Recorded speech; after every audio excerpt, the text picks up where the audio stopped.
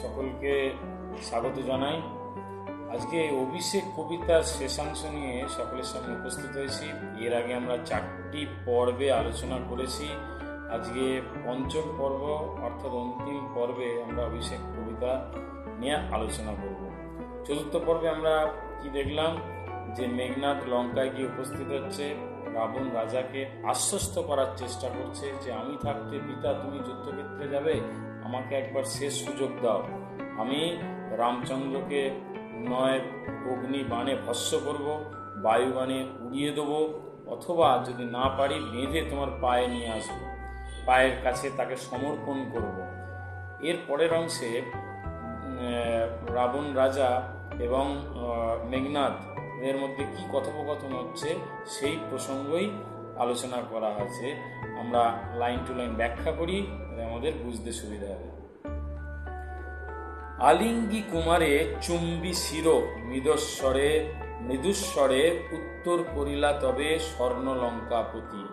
মানে এই সমস্ত কথা শুনে বাবা রাবণ, পিতা রাবণ আবেগপ্লুত হয়ে গিয়ে আগে নিজের ছেলেকে জড়িয়ে ধরলেন। আলিঙ্গি মানে হচ্ছে আলিঙ্গন করা বা জড়িয়ে ধরা, চুম্বি মানে চুম্বন করলেন, চুমু খেলেন, শির মানে আক্ষরিক অর্থে মাথা, আসলে কিন্তু চুম্বন করলেন কপালে। মৃদুস্বরে আস্তে আস্তে বললেন উত্তর করিলা তবে স্বর্ণ লঙ্কাপতি, মানে লঙ্কেশ্বর রাবণ উত্তর দিল, রাক্ষসকুল শেখর তুমি বৎস, তুমি রাক্ষসকুল ভরসা। মেঘনাদের উদ্দেশ্যে বলছে তুমি হচ্ছে আমাদের ভরসা, শক্তি, সাহস লঙ্কার। এ কাল সমরে মানে এরকম ভয়ঙ্কর যুদ্ধে নাহি চাহে প্রাণ মম পাঠাইতে তোমায়, ভয়ঙ্কর যুদ্ধে আমার আর মন আশ্বস্ত হতে পারছে না, মন সম্মতি দিচ্ছে না তোমাকে যুদ্ধক্ষেত্রে পাঠাই। নাহি চাহে প্রাণ মম পাঠাইতে তোমা বারংবার। এই যে ভয়ঙ্কর যুদ্ধ, এই যুদ্ধে মৃত্যু নিশ্চিত, হয়তো কম বেশি কোথাও ভেতরে ভেতরে রাবণ বুঝতে পারছেন, তাই মেঘনাদকে বলছেন বারবার তোমায় এরম ভয়ঙ্কর যুদ্ধে পাঠাতে আমার মন চাইছে না। হায় বৃদ্ধি বাম মম প্রতি, এই লাইনটা তুলে খুব প্রশ্ন আসার সম্ভাবনা। কি বলছে? বিধি মানে বিধাতা, অদৃষ্ট আমার প্রতি যেন বিরূপ। কেন? কে কবে শুনেছে পুত্র ভাসে শিলা জলে? পাথর কখনো জলের মধ্যে ভাসে না তো, কেন কথা বলছে তার উত্তর আমরা পরের অংশে আলোচনা করব। কে কবে শুনেছে লোক মরি পুনঃপাছে, বা কেউ শুনেছে মৃত মানুষ জীবিত হয়েছে? এই প্রসঙ্গ কেন নিয়ে আসা হলো? রামচন্দ্রকে হত্যা করা হয়েছে, তাও রামচন্দ্র বেঁচে যাচ্ছে, মানে শিলা জলে ভাসার মতো, মৃত মানুষ বেঁচে উঠছে যেহেতু, সেই প্রসঙ্গে এই শিলার প্রসঙ্গটি এসেছে। উত্তরিলা বীর দর্পে অসুরারি রিপু, মানে বীরের সঙ্গে অসুরদের শত্রুকে আমাদের মেঘনাদ উত্তর দিল, কি ছাড় সে নর, তারে ডরাও আপনি, সে তো সাধারণ মানব, আপনি তাকে ভয় পাচ্ছেন? রাজেন্দ্র বলতে আমাদের লঙ্কেশ্বর রাবণকে সম্বোধন করছেন মেঘনাদ। থাকিতে দাস যদি যাও রণে, তুমি কলঙ্ক পিত ঘুষিবে জগতে। আমি তোমার দাস, অর্থাৎ আমি তোমার পুত্র থাকতে বাবা পিতা রাবণকে বলছে মেঘনাদ, তুমি যদি যুদ্ধক্ষেত্রে যাও তাহলে আমার নামে কিন্তু কলঙ্ক, অপমান, আজে বাজে কথা চতুর্দিকে ছড়িয়ে পড়বে। এই লাইনটা তুলেও খুব প্রশ্ন আসার সম্ভাবনা। এ কলঙ্ক পিত ঘুষিবে জগতে, মানে কলঙ্ক কেন রটনা হবে তার উত্তর আমি আগের অংশে ব্যাখ্যা করলাম, যে যোগ্য ছেলে থাকতে পিতা যদি যুদ্ধক্ষেত্রে যায়, সেক্ষেত্রে পুত্রের নামে কলঙ্ক বা অপবাদ বা অপমানমূলক কথাবার্তা চতুর্দিকে ছড়িয়ে পড়বে, সেটাই বলছেন।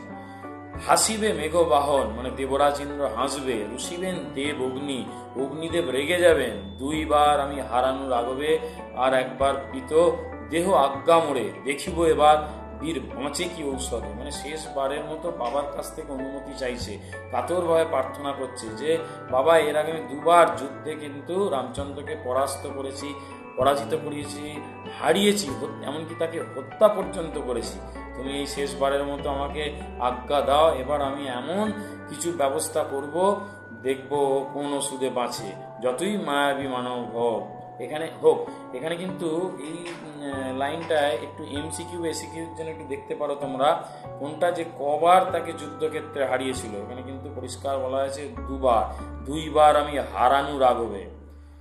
শেষ স্তবকে দেখো কি বলছেন, কহিলা রাক্ষসপতি, লঙ্কেশ্বর বলছেন কুম্ভকর্ণ বলি, মানে কুম্ভকর্ণ আমার ভাই, বীর ভাই, ভাই মম, তাই আমি জাগানু অকালে। আমরা জানি যে কুম্ভকর্ণ নিদ্রাবিলাসী, তাকে যুদ্ধের প্রয়োজনে রাবণ জাগিয়েছিলেন অকালে।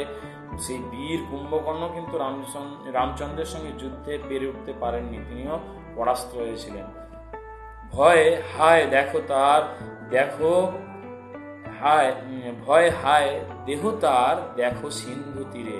কিন্তু তুমি দেখো সমুদ্রের তীরে তার দেহটা পড়ে রয়েছে, অর্থাৎ রামচন্দ্রের কাছে সেও পরাস্ত হয়েছে, তার মৃত্যু হয়েছে, মৃতদেহটা সমুদ্রের তীরে পড়ে রয়েছে, ভূপতিত মাটিতে পড়ে। গিরিসিংহ কিংবা তরু যথা বজ্রাঘাটতে। দেখো মানে আমাদের কুম্ভকর্ণের মৃত্যুটাই কিভাবে তুলনা করছে, যে বজ্রপাত হলে পর্বতের চূড়া যেমন চূর্ণ বিচূর্ণ হয়ে গিয়ে মাটিতে পড়ে থাকে, বা গাছের বড় চূড়া যেমন পড়ে যায় বজ্রাঘাতে, তার যেমন করুণ দশা হয়, সেরকম করুণ দশা হয়েছে কুম্ভকর্ণের। তবে যদি একান্ত সমরে ইচ্ছা তব মানে রাবণ বলতে চাইছে, এরপরেও যদি তুমি পুত্র যুদ্ধ যেতে চাও, যুদ্ধক্ষেত্রে যেতে চাও, যুদ্ধ করতে চাও, বৎস আগে পুজো ইষ্ট দেবে, আমাদের পূজ্য দেব, আমাদের বংশের দেবতার পুজো করো, অর্থাৎ মহাদেবের আরাধনা করো। নিকুম্বিলা যজ্ঞ সাঙ্গ করো বীরমণি, তুমি নিকুম্বিলা যজ্ঞাগারে যাও, গিয়ে যজ্ঞ করো, দেবতাকে সন্তুষ্ট করো, তারপর যুদ্ধক্ষেত্রে যাও। নিকুম্বিলা কি না, লঙ্কার বিখ্যাত যজ্ঞাগার। সেনাপতি পদে আমি বরিনু তোমারে, তোমাকে সেনাপতি পদে আমি অভিষিক্ত করব। এইখানেই কবিতার নামকরণ অভিষেক সার্থক হয়েছে। তোমাকে সেনাপতি পদে আমি বরণ করে নেব, এরপরে তুমি সেনাদের নেতৃত্ব দেবে এবং যুদ্ধক্ষেত্রে জয়ী হবে, এই প্রার্থনা করব। দেখো অস্তাচলগামী দীননাথ দেবে, তুমি আকাশের দিকে তাকিয়ে দেখো, দীননাথ মানে সূর্যদেব সূর্যাস্তের দিকে ঢলে পড়েছে, অর্থাৎ সূর্যদেব অস্তগামী।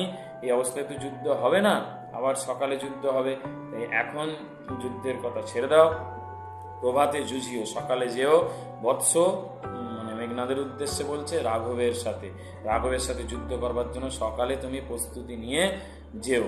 এতে কহিয়া রাজা, এইসব বলে রাজা লঙ্কেশ্বর রাবণ যথাবিধি লয়ে বিভিন্ন নিয়ম রীতি পালন করে গঙ্গোদক, কথার অর্থ গঙ্গা জল ছিটিয়ে অভিষেক করিলা কুমারে, মেঘনাথকে অভিষেক করলেন, বরণ করলেন, কি হিসাবে না সেনাপতি হিসাবে, যাতে তিনি যুদ্ধ করতে পারেন, লঙ্কার অন্য সেনাদের নেতৃত্ব দিতে পারেন। এইখানেই কবিতাটা শেষ করেছেন কবি।